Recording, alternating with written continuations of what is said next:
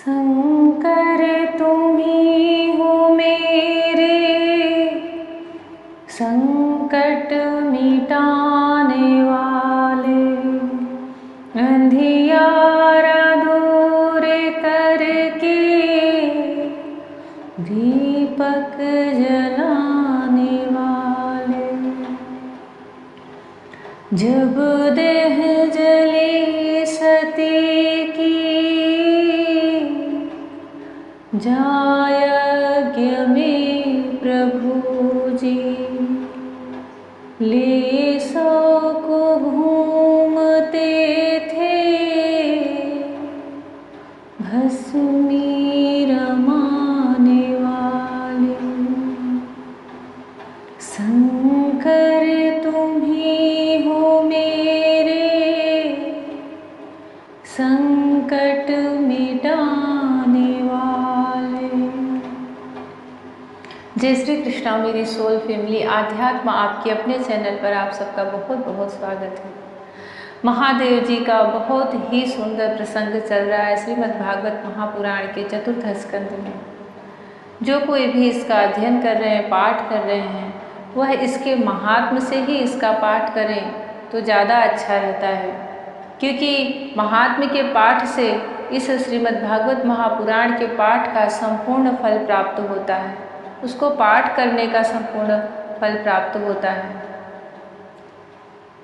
भगवान के जो पुराण की कथाएं होती हैं, जब कोई कहीं कहीं छोटे छोटे टुकड़ों में डालता है, वह तो चाहे जब आप सुन लो, परंतु कहीं भी अगर आपको संपूर्ण पाठ करने का अवसर मिला, चाहे वह रामायण हो, श्रीमद् भागवत महापुराण हो, शिव पुराण हो, तो प्रयास यही करें कि उसको क्रम से सुने, उसके हर भाग को, उसकी जो संख्या होती है, उसका जो प्रसंग की संख्या होती है, उस क्रम से सुने।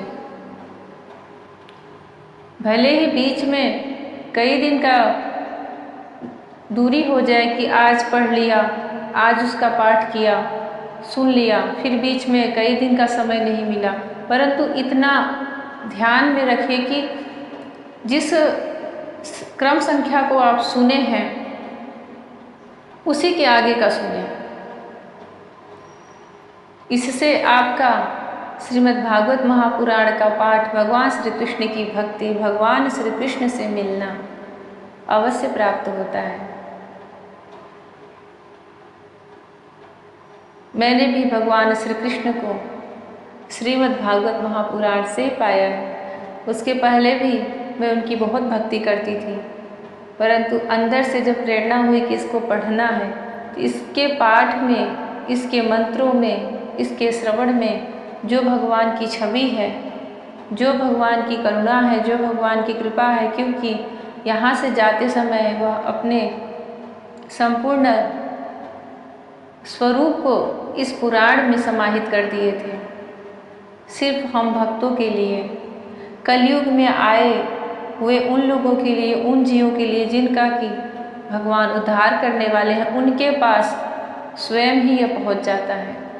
किसी न किसी की प्रेरणा से अपने आप ही अंदर स्वतःकरण में ऐसे भाव उत्पन्न होते हैं कि इसका श्रवण करना है, इसका पाठ करना है, इसको सुनना है। सब नहीं पढ़ पाते, परंतु बहुत सारे लोग ऐसे होते हैं कि उनको सुनने की बहुत इच्छा होती है, क्योंकि इसके शब्द बहुत गूढ़ होते हैं, रहस्य से भरे होते हैं, कठिन होते हैं, आम शब्दों की तरह उतने सरल नहीं होते। इसलिए जो इसका पाठ नहीं कर पाते वह सुनते हैं फिर, परंतु पाठ करो, सुनो, सुनाओ, कुछ भी करो, उसका फल बराबर ही मिलने वाला है। पाठ करने वाला अनमने से होकर के पाठ कर रहा है कि मुझे तो सिर्फ पाठ करने के लिए बुलाया गया है श्रीमद् भागवत महापुराण का, परंतु सुनने वाला एकाग्रचित्त से भगवान श्री कृष्ण की छवि का ध्यान करके उसे सुन रहा है, तो उसको कहीं अधिक फल प्राप्त होगा, भगवान उस पर कहीं अधिक प्रसन्न होगी। भगवान सिर्फ सबके हृदय का भाव देखते हैं। भगवान के लिए सर्वप्रथम भाव ही प्रधान होता है, चाहे वह भक्ति हो, चाहे वह कर्म हो, चाहे वह ज्ञान हो। ज्ञान आपने प्राप्त कर लिया परंतु उसमें अगर अहंकार आ गया तो फिर वह किसी काम का नहीं। भक्ति भी आप कर रहे हो परंतु वह दिखावे की है तो वह भी किसी काम का नहीं। कर्म भी दूसरों को दिखाने के लिए कर रहे हो, स्वयं का नाम कमाने के लिए। सांसारिक लोगों के लिए तो वह सही है परंतु भगवान के लिए सबसे पहले भाव आता है। उस मनुष्य के मन का, हृदय का वह भाव देखते हैं कि इसके भाव कैसे हैं। यहाँ तक कि भगवान श्री कृष्ण से जो प्रेम करते हैं वह उनके भी मन का भाव देखते हैं कि इसका प्रेम मेरे लिए कितना निष्काम है, यह मेरे लिए कितना समर्पित है। उन्होंने जब राधा रानी और गोपियों तक को नहीं छोड़ा इस प्रेम की परीक्षा लेने में, तो साधारण भक्तजन की तो बात ही क्या है। बड़ी ही कठिन परीक्षा चलती है भगवान नारायण की, बड़ी ही कठिन, क्योंकि उनको एक बार जो प्राप्त कर लेता है फिर उसको प्राप्त करने की कुछ भी आवश्यकता नहीं रह जाती। वह तो वही समझ सकता है जो इस मार्ग पे चल चुका है, जिसे इसका स्वाद मिल गया है, जिसे इस प्रेम भगवान की भक्ति के रस का स्वाद मिल गया है। यह साधारण लोगों की न तो दृष्टि में आता है न ही उनकी समझ में आता है, परंतु जो श्री कृष्णमय हो गए हैं, जो उनकी भक्ति में चल पड़े हैं, भगवान उनको सब कुछ धीरे धीरे दिखाते जाते हैं। श्रीमद् भागवत महापुराण एक ऐसा सुगम मार्ग है भगवान श्री कृष्ण को प्राप्त करने का, भक्ति रानी को अपने हृदय में विराजने का। इससे सरल और सुगम रास्ता तो कुछ हो ही नहीं सकता। और उन सब में भी एक सबसे ही गूढ़ रहस्य जो भरा हुआ है, जैसे हम किसी मार्ग में जंगल में भटक जाते हैं और हमें अपने लक्ष्य तक पहुंचना है और उसमें भी कोई जैसे सुरंग हो और उस मार्ग का हमें पता न हो परंतु अति शीघ्र हमें अपने गंतव्य तक पहुंचा दे, उसी प्रकार और कोई हमें उसकी जानकारी दे दे तो हमारे लिए वह घनघोर जंगल पार करना कितना सरल, कितना आसान हो जाता है। बिल्कुल उसी तरह, उसी प्रकार भगवान श्री कृष्ण को प्राप्त करने का सबसे रहस्य से भरा हुआ और गूढ़ मार्ग है जो सबको प्राप्त नहीं होता है, महादेव की भक्ति करना। और यह प्रमाण है, यह सत्य है पुराणों का और यह प्रमाण है सारे भक्तों का। चाहे अब किसी भी जो सच में भक्त हैं, जिनके हृदय में करुणा बरस रही है, जिनके हृदय में भक्ति आ गई है, जिनके हृदय में चाहे वह राधा रानी के हों, चाहे वह भगवान कृष्ण के हों, राम के हों, परंतु वह भक्ति में सराबोर हैं, उन तक पहुँचने का सबसे सुगम मार्ग, परंतु थोड़ा रहस्य से भरा है, थोड़ा गूढ़ है, सबको वह जल्दी प्राप्त नहीं होता, क्योंकि वह बहुत ही शीघ्र भगवान के समीप उनके प्रेम को प्राप्त कराता है और वह है महादेव जी की आराधना। ये सबका अनुभव है, मेरा स्वयं का भी अनुभव है। भगवान श्री कृष्ण इतने विचित्र, इतने टेढ़े और इतने कठिन हैं कि उनको सुगमता से प्राप्त करना सोच ही नहीं सकते। हमें उन तक जाने के लिए बहुत कुछ चीज़ों का सहारा लेना पड़ता है, जैसे श्रीमद् भागवत महापुराण हुआ, एकादशी का व्रत हुआ, तुलसी गौ की सेवा हुई, हृदय में स्वच्छ शुद्ध भक्ति हुई, बहुत सारी चीज़ें, परंतु उन सब का आप बहुत दिन तक सेवन करेंगे तब भगवान कृष्ण मिलते हैं। पर अगर आप महादेव की सेवा कर रहे हैं, आराधना कर रहे हैं निश्चल मन से, उनसे और कुछ सांसारिक चीज़ न मांग के सिर्फ एक और एक ही चीज़ मांगो कि मुझे नारायण मिल जाए, मुझे श्री कृष्ण की प्राप्ति हो जाए, तो उससे जल्दी और उससे शीघ्र भगवान श्री कृष्ण तक पहुंचने का और कोई रास्ता नहीं है। क्योंकि आप मांग किससे रहे हो, आदिदेव महादेव से, और वो भी इतने भोले, इतने करुणानिधान हैं कि उनके बारे में तो कुछ कहा ही नहीं जा सकता। वह कितने जल्दी अपने भक्तों पर रिझते हैं। उनसे कोई कुछ भी मांग सकता है, कुछ भी। उनके अंदर इतनी दया रहती है, इतनी ममता भरी रहती है कि वो दे ही देते हैं।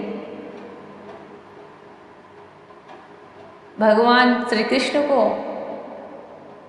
जो वस्तु नहीं देनी है वो उसकी बुद्धि में ही फेर कर देते हैं, मांगने वाले की बुद्धि में ही फेर कर देते हैं, परंतु महादेव ऐसे नहीं हैं।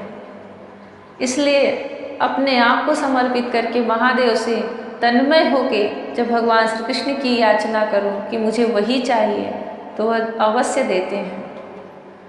वह सब कुछ दे सकते हैं। वह मोक्ष देते हैं, मुक्ति देते हैं, भक्ति देते हैं, और बिना किसी कठिन परीक्षा के देते हैं।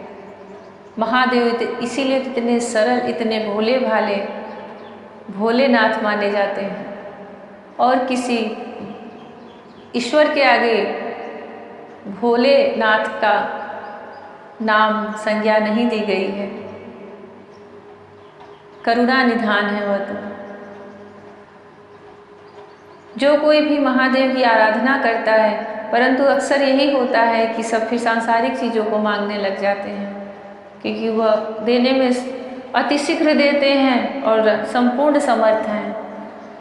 उसमें जो भक्त है फिर वह अपना लाभ देखता है।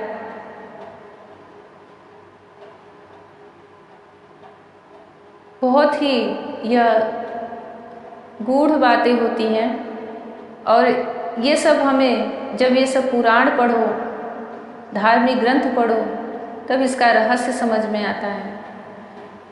हमेशा हमें दो लाइनें सुनने को मिलती ही है कि जो राम का भक्त होता है उससे महादेव बहुत प्रसन्न होते हैं, और जो शिव का भक्त होता है उससे नारायण प्रसन्न होते हैं। परंतु आपको श्री कृष्ण चाहिए। आप तन्मय होके महादेव की आराधना करो, उस भाव से उनको आदिदेव समझ कर कि मुझे आपसे श्री कृष्ण चाहिए, और आप ही दे सकते हो। भगवान श्री कृष्ण को श्री कृष्ण से ही प्राप्त करना बहुत कठिन है। उनको आप जितना ढूंढोगे वह उतना ही दूर जाते हैं। पर जब आपके पर किसी का आशीर्वाद, किसी की दया दृष्टि पड़ जाती है, और वो भी आदिदेव की, तब फिर वो कहाँ जाएंगे? जिस भाव में बसते हो, जिस भाव में आप उनको प्राप्त करना चाहते हो, महादेव उसी भाव में आपको श्री कृष्ण को देते हैं। और यह बिल्कुल सत्य बात है। इसलिए कभी दुविधा नहीं करनी चाहिए कि हम महादेव की आराधना कर रहे हैं, फिर हम कृष्ण की कर रहे हैं, फिर हम सती की कर रहे हैं, दुर्गा की कर रहे हैं। सब एक दूसरे के पूरक हैं, एक दूसरे के मार्ग हैं, एक दूसरे के हृदय तक जाते हैं, और एक दूसरे में संपूर्ण हैं। बस उसको समझने की, अपने मन में उस भाव को समझने की देर होती है। उसमें उलझना नहीं चाहिए, स्पष्टता देखनी चाहिए। महादेव को मनाने के लिए ब्रह्मा जी सब देवताओं को लेकर कैलाश पर्वत पर जाते हैं, और वहाँ उनकी स्तुति करते हैं, प्रार्थना करते हैं, उन्हें मनाते हैं, उन्हें शांत करते हैं। क्योंकि यज्ञ जब भी प्रारंभ होता है तो उसे कभी भी अपूर्ण नहीं छोड़ना चाहिए, अधूरा नहीं छोड़ना चाहिए। उससे बहुत बड़ा सर्वनाश हो जाता है, क्योंकि उसमें सब देवताओं का आवाहन किया जाता है, और उसके जो मुख्य देव होते हैं यज्ञ पुरुष भगवान श्री हरि, उनके लिए ही यज्ञ होता है। तो इसलिए ऐसे कार्य को कभी भी अधूरा नहीं छोड़ना चाहिए, छोटी सी पूजा भी नहीं अधूरी छोड़नी चाहिए। तो यह तो बहुत बड़ा सत्र चल रहा था, बहुत बड़ा यज्ञ प्रारंभ हुआ था। इसलिए ब्रह्मा जी बोलते हैं कि आपके ही भाग से यह यज्ञ पूर्ण हो महादेव। श्री मैत्रेय जी कहते हैं महाबाहो विदुर जी, ब्रह्मा जी के इस प्रकार प्रार्थना करने पर भगवान शंकर ने प्रसन्नता पूर्वक हंसते हुए कहा, सुनिए। श्री महादेव जी ने कहा, प्रजापते, भगवान की माया से मोहित हुए दक्ष जैसे ना समझो के अपराध की तो न मैं चर्चा करता हूँ और न ही याद ही। मैंने तो केवल सावधान करने के लिए उन्हें थोड़ा सा दंड दे दिया। दक्ष प्रजापति का सिर जल गया है, इसलिए उनके बकरे का सिर लगा दिया जाए। भग देवता मित्र देवता के नेत्रों से अपना यज्ञ भाग देखें। पिसा हुआ अन्न खाने वाले हैं, वे उसे यजमान के दांतों से भक्षण करें तथा अन्य सब देवताओं के अंग प्रत्यंग भी स्वस्थ हो जाएं, क्योंकि उन्होंने यज्ञ से बचे हुए पदार्थों को मेरा भाग निश्चित किया है। अधर्यु आदि याज्ञिकों में से जिनकी भुजाएं टूट गई हैं, वे अश्विनी कुमार की भुजाओं से, और जिनके हाथ नष्ट हो गए हैं, वे पूषा के हाथों से काम करें तथा भृगु जी के बकरी की सी दाढ़ी मूछ हो जाए। श्री मैत्रेय जी कहते हैं, वत्स विदुर, तब भगवान शंकर के वचन सुनकर सब लोग प्रसन्न चित्त से धन्य धन्य कहने लगे। फिर सभी देवता और ऋषियों ने महादेव जी से दक्ष की यज्ञशाला में पधारने की प्रार्थना की और तब वे उन्हें तथा ब्रह्मा जी को साथ लेकर वहां गए। वहां जैसा जैसा भगवान शंकर ने कहा था उसी प्रकार सब कार्य करके उन्होंने दक्ष की धड़ से यज्ञ पशु का सिर जोड़ दिया। सिर जुड़ जाने पर रुद्रदेव की दृष्टि पड़ते ही दक्ष तत्काल सोकर जागने के समान जी उठे और अपने सामने भगवान शिव को देखा। अब उनकी बुद्धि सही हुई, क्योंकि वह मृत्यु को प्राप्त हो चुके थे, परंतु जो कालों के महाकाल महादेव हैं, उन्होंने उन्हें फिर से जीवित कर दिया। उनके लिए यह कौन सी बड़ी बात है। दक्ष का शंकर द्रोह की कालिमा से कलुषित हृदय उनका दर्शन करने से शरतकालीन सरोवर के समान स्वच्छ हो गया। उन्होंने महादेव जी की स्तुति करनी चाहिए, किंतु अपनी मरी हुई बेटी सती का स्मरण हो आने से स्नेह और उत्कंठा के कारण उनके नेत्रों में आंसू भर आए। उनके मुख से शब्द न निकल सका। प्रेम से विह्वल परम बुद्धिमान प्रजापति ने जैसे तैसे अपने हृदय के आवेग को रोककर विशुद्ध भाव से भगवान शिव की स्तुति करनी आरंभ की। अब दक्ष का अहंकार जब हटा है, उसके मन पर जो अहंकार की धूल जमी हुई थी, गंदगी जमी हुई थी, कालिमा जमी हुई थी, जब उनकी मृत्यु होती है और फिर से वह जीवित होती हैं, तब उन्हें यह याद आता है, स्मरण होता है कि मेरी बेटी की मृत्यु हो चुकी है। वह कितने अहंकार में बैठे थे। ऐसे लोगों को तो ऐसे ही दंड मिलना चाहिए। वह तो महादेव थे, भोलेनाथ थे, जो उन्होंने जीवित कर दिया। शायद ही कोई और उन्हें जीवित करता। दक्ष ने कहा, भगवान, मैंने आपका अपराध किया था, किंतु आपने उसके बदले में मुझे दंड के द्वारा शिक्षा देकर बड़ा ही अनुग्रह किया है। अहो, आप और श्रीहरि तो आचारहीन नाम मात्र के ब्राह्मणों की भी उपेक्षा नहीं करते, फिर हम जैसे यज्ञ यागादि करने वालों को क्यों भूलेंगे। पर विभो, आपने ब्रह्म होकर सबसे पहले आत्म तत्व की रक्षा के लिए अपने मुख से विद्या, तप और व्रतादि के धारण करने वाले ब्राह्मणों को जो उत्पन्न किया था, जैसे चरवाहा लाठी लेकर गौओं की रक्षा करता है, उसी प्रकार आप उन ब्राह्मणों की सब विपत्तियों से रक्षा करते हैं। मैं आपके तत्व को नहीं जानता था, इसी से मैंने भरी सभा में आपको अपने बागबाड़ों से बेधा था, किंतु आपने मेरे उस अपराध का कोई विचार नहीं किया। मैं तो आप जैसे पूज्यतम महानुभावों का अपराध करने के कारण नरकादि नीच लोकों में गिरने वाला था, परंतु आपने अपनी करुणा भरी दृष्टि से मुझे उबार लिया। अब भी आपको प्रसन्न करने योग्य मुझ में कोई गुण नहीं है, बस आप अपने ही उदारतापूर्ण बर्ताव से मुझ पर प्रसन्न हो। जय महादेव। श्री मैत्रेय जी कहते हैं, आशुतोष शंकर से इस प्रकार अपना अपराध क्षमा कराकर दक्ष ने ब्रह्मा जी के कहने पर उपाध्याय ऋत्विज आदि की सहायता से यज्ञ कार्य आरंभ किया। तब ब्राह्मणों ने यज्ञ संपन्न करने के उद्देश्य से रुद्रगण संबंधी भूत पिशाचों के संसर्ग जनित दोष की शांति के लिए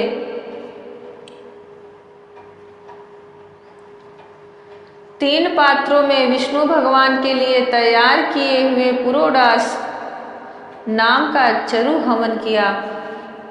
चरु मतलब खीर, और उस खीर का नाम था पुरोडास। पुरोडास नामक चरु का हवन किया, जो यज्ञ के अंत में आहुति दी जाती है, और वह जो खीर पकाई जाती है उसको चरु ही बोला जाता है। विदुर जी उस हवि को हाथ में लेकर खड़े हुए। अधर्यु के साथ यजमान दक्ष ने ज्यों ही विशुद्ध चित्त से श्री हरि का ध्यान किया, त्यों ही सहसा भगवान वहाँ प्रकट हो गए। जय श्री कृष्णा। बृहत एवं रथंतर नामक श्याम स्त्रोत जिनके पंख हैं, उन गरुड़ जी के द्वारा समीप लाए हुए भगवान ने 10 दिशाओं को प्रकाशित करती हुई अपनी अंग कांति से सब देवताओं का तेज हर लिया। भगवान दक्ष के यज्ञ में प्रकट हुए हैं और सबको दर्शन दे रहे हैं। उनके सामने सबकी कांति फीकी पड़ गई, उनका श्याम वर्ण था। भगवान के स्वरूप की वर्णन हो रहे हैं। अपने मन को एकाग्र करके उनकी इस छवि का ध्यान करें। उनका श्याम वर्ण था, कमर में सुवर्ण की करधनी तथा पीतांबर सुशोभित थे। सिर पर सूर्य के समान दीप्यमान मुकुट था। मुख कमल भौरों के समान नीली अलकावली और कांतिमय कुंडलों से शोभायमान था। उनके सुवर्णमय आभूषणों से विभूषित 8 भुजाएं थी, जो भक्तों की रक्षा के लिए सदा उद्यत रहती है। 8 भुजाओं में वे शंख, पद्म, चक्र, बाण, धनुष, गदा, खड्ग और ढाल लिए हुए थे तथा इन सब आयुधों के कारण वे फूले हुए कनेर के वृक्ष के समान जान पड़ते थे। प्रभु के हृदय में श्रीवत्स का चिन्ह था और सुंदर वनमाला सुशोभित थी। वे अपने उदार हास और लीलामय कटाक्ष से सारे संसार को आनंदमग्न कर रहे थे। पार्षदगण दोनों ओर राजहंस के समान सफेद पंखे और चवर डुला रहे थे। भगवान के मस्तक पर चंद्रमा के समान शुभ्र छत्र शोभा दे रहा था। भगवान पधारे हैं, यह देखकर इंद्र, ब्रह्मा और महादेव जी आदि देवेश्वरों सहित समस्त देवता, गंधर्व और ऋषि आदि ने सहसा खड़े होकर उन्हें प्रणाम किया। उनके तेज से सबकी कांति फीकी पड़ गई, जिह्वा लड़खड़ाने लगी। वे सब के सब सकपका गए और मस्तक पर अंजलि बांधकर भगवान के सामने खड़े हो गए। जय श्री कृष्णा, जय श्री कृष्णा। यद्यपि भगवान की महिमा तक ब्रह्मा आदि की मति भी नहीं पहुंच पाती, तो भी भक्तों पर कृपा करने के लिए दिव्य रूप में प्रकट हुए श्री हरि की वे अपनी अपनी बुद्धि के अनुसार स्तुति करने लगे। सबसे पहले प्रजापति दक्ष एक उत्तम पात्र में पूजा की सामग्री ले नंद सुनंद आदि पार्षदों से घिरे हुए प्रजापतियों के परम गुरु भगवान यज्ञेश्वर के पास गए और अति आनंदित हो विनीत भाव से हाथ जोड़कर प्रार्थना करते प्रभु के शरणापन्न हुए। दक्ष ने कहा, भगवान, अपने स्वरूप में आप बुद्धि की जागृत आदि संपूर्ण अवस्थाओं से रहित शुद्ध चिन्मय भेद रहित अतएव निर्भय हैं। आप माया का तिरस्कार करके स्वतंत्र रूप से विराजमान हैं, तथापि जब माया से ही जीव